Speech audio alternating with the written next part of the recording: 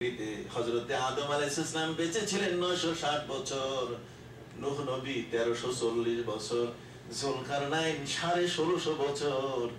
আল্লাহ আমাকে মেসেজ দিয়েছেন, আপনি যতদিন বাঁচতে চান এই জগতের কেউ কোনোদিন আপনাকে ডিস্টার্ব করবে না।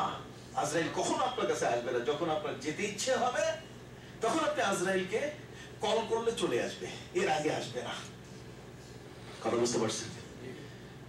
জিবরাইল আমিনকে নবীজি বলেন, জিবরাইল এখন মন্তব্য করুন, এর উপরে একটু কমেন্টস কি আসতে পারে, আপনি এর উপরে একটা মন্তব্য করুন, আমি কি জবাব দিতে পারি।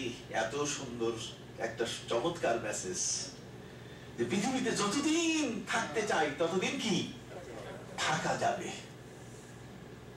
জিবরাইল আমিন বলেন, হুজুর মেসেজটা তো আসছে আপনার কাছে, এটা রিপ্লাই দেবেন আপনি, আপনি এটার উত্তর দেবেন।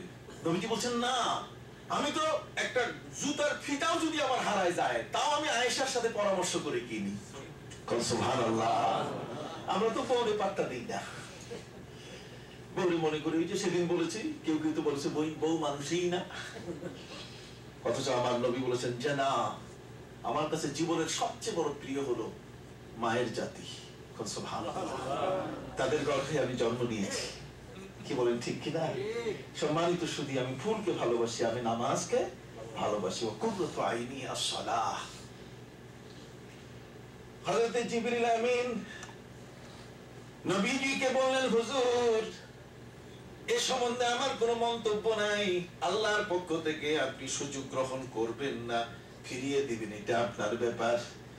তবে আমি পবিত্র কোরআনের একখানা আয়াত আপনাকে তেলাওয়াত করে শোনাবো। নবীজি বললেন, জিবরাইল বলুন। হযরত জিবরিল আলাইহিস সালাম পবিত্র কোরআন মজিদের সূরা ওয়াদ-দুহা থেকে একটা ছোট্ট আয়াত তেলাওয়াত করে শোনালেন। হুজুর সিদ্ধান্ত নেবেন আপনি। আমি যতটুকু বুঝি, আল্লাহ পাক রব্বুল আলামিন সূরা ওয়াদ-দুহার মধ্যে বলে দিয়েছেন, ওয়ালাল আখিরাতু খায়রুল লাকা মিনাল উলা। সবাই পড়ুন, ওয়ালাল আখিরাতু খায়রুল লাকা মিনাল উলা। আয়াতের অর্থ হলো অবশ্যই এই পৃথিবীর চেয়ে আখিরাতে আল্লাহর আয়োজন অনেক সুন্দর। দুনিয়াতে যা আছে তার চেয়ে সুন্দর কি আখিরাত, আরো সুন্দর। সুবহানাল্লাহ। ভাই কেন সুন্দর? আখিরাতে বাথরুম নাই, না কি নাই, বাথরুম নাই। জান্নাতেও কোনো বাথরুম নাই, ভেজাল নাই। নাস্তিকরা বাইজিদ বুস্তামি রাহমাতুল্লাহি আলাইহিকে প্রশ্ন করেছিল, রে বাইজিদ কি বলো তুমি, বাথরুম নাই মানে? অনেকে বাথরুম পকেটে নিয়ে যায়, কথা কোন না। ভাইরা আমার, যেখানে যাবে মানুষ সেখানে বাথরুম তার সাথে থাকবে। জান্নাতের মধ্যে যদি যায় বাথরুম ছাড়া হয় কিভাবে? তুমি কি বাজে কথা কও, দর বেশি করো।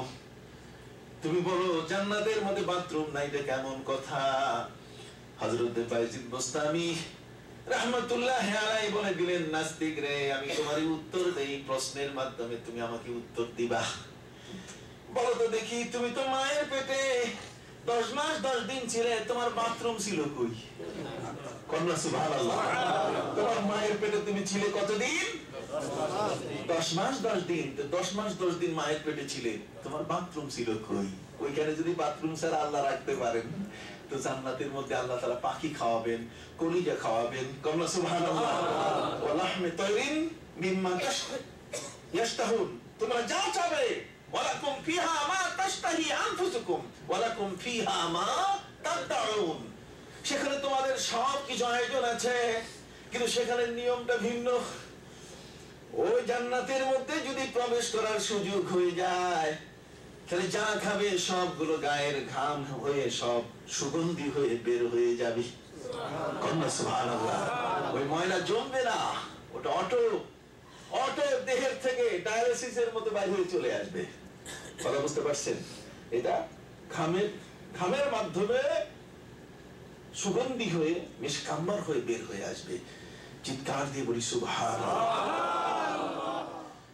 প্রশ্ন কঠিন যে রাসূল যতদিন পৃথিবীতে থাকতে চান থাকতে পারবেন, আল্লাহ আপনাকে সুযোগ দিচ্ছেন।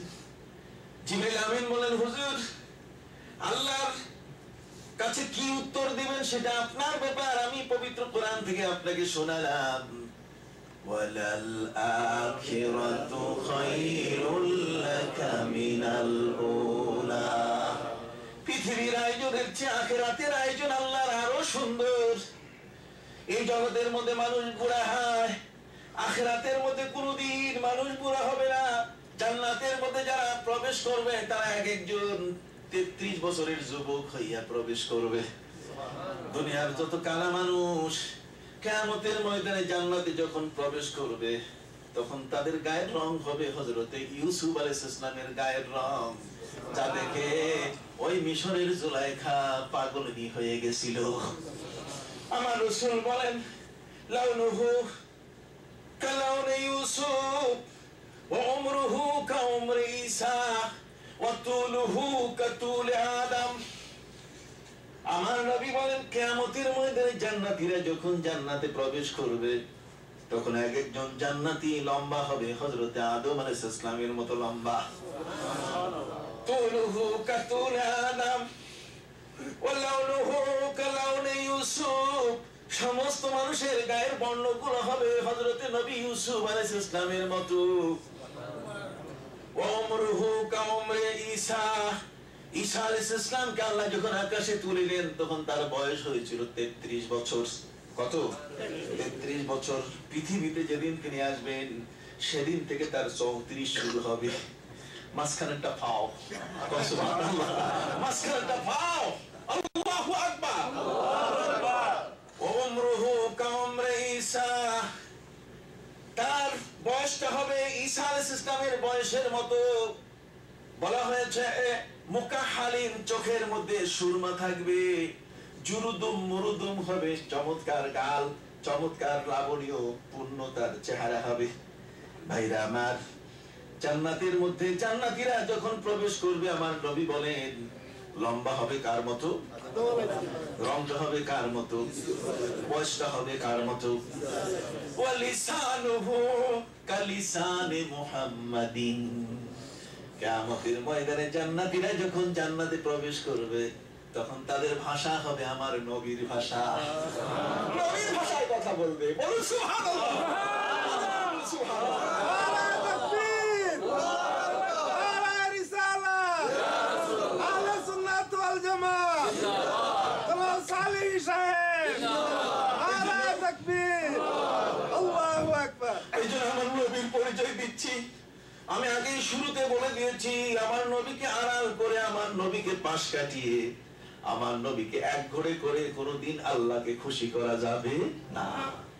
আল্লাহকে খুশি করতে গেলে নবীর অ্যাকসেন্সে যাইতে হবে। কথা বুঝতে পারছেন? ওই অ্যাকসেন্স ছাড়া আল্লাহকে কোনদিন খুশি করা যাবে না। এই একটি কথার উপরে ভিত্তি করে আজকে অনেকগুলো গুরুত্বপূর্ণ বিষয়ের উপরে আহলুস সুন্নাহ ওয়াল জামাতের সিদ্ধান্ত কি আমি আপনাদেরকে বলবার চেষ্টা করব। বুঝতে পেরেছেন? সম্মানিত সুধী, নবীজি কি রিপ্লাই দিবেন? আমরা হলে তো নবীজিকে বলতাম, হুজুর আপনি থাকেন, কি বলেন ঠিক না? এ পর্যন্ত রাসূল থাকলে আমরা মদিনায় যেতাম না? রে ভাই, আমরা কি পড়ে থাকতাম এখানে? নবীর পাগল হয়ে দৌড় দিতাম কিনা মদিনায়? জিবরিল আমিন বলেন, হুজুর পৃথিবীর আয়োজনের চেয়ে আখিরাতের আয়োজন কি উত্তম। পবিত্র কোরআন মজিদে আল্লাহ বলেন, ওয়ালাল আখিরাতু খায়রুল লাকা মিনাল উলা। অতএব আখিরাতের আয়োজন অনেক বড়। আল্লাহ পাক রব্বুল আলামিন আপনার জন্য আরো সুন্দর ব্যবস্থা করে রেখেছেন। নবীজি জিবরিল আমিনের পরামর্শ শুনে আজরাইলকে বললেন, আজরাইল বেশি দিন দরকার নাই, আমি আমার রফিকে আলা, আমি আমার প্রিয় বন্ধু আমার আল্লাহর সাথে মিলিত হতে চাই। আমার আল্লাহর সাথে মিলিত হলে আমার সব পাওয়া হবে। কি বলেন ঠিক কিনা?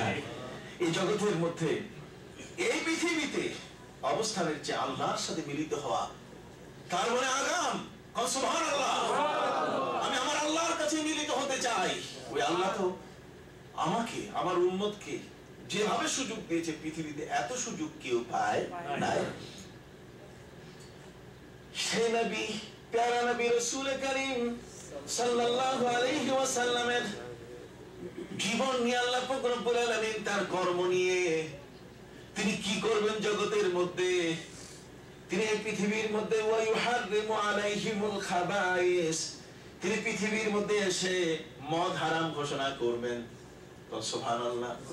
তিনি জগৎবাসীর সামনে বলবেন মুর্দার খাওয়া যাবে না, তিনি তাদেরকে বলবেন দমে মসফুহ, যে রক্তটা ফিনকি দিয়ে বের হয়, যে রক্তটা শিরশির করে বের হয়, ওই রক্ত এটা হালাল নয়। নবী এগুলো তোমাদেরকে শেখাবেন, নবী পৃথিবীর মানুষগুলোকে এই বার্তাগুলো তিনি জানাবেন। পৃথিবীর বিজ্ঞানীরা অবাক হয়েছে, এই জগতের মধ্যে মুসলমানের কোরআনের মধ্যে আল্লাহ বলে দিয়েছেন হুররিমাত আলাইকুমুল মাইতাতু ওয়াদ-দামু ওয়া লাহমুল খিনজির। আল্লাহ পাক রব্বুল আলামিন মৃতকে হারাম করে দিয়েছেন। সারা পৃথিবীর কোন জাতি এই পৃথিবীর মধ্যে মৃত, যেটা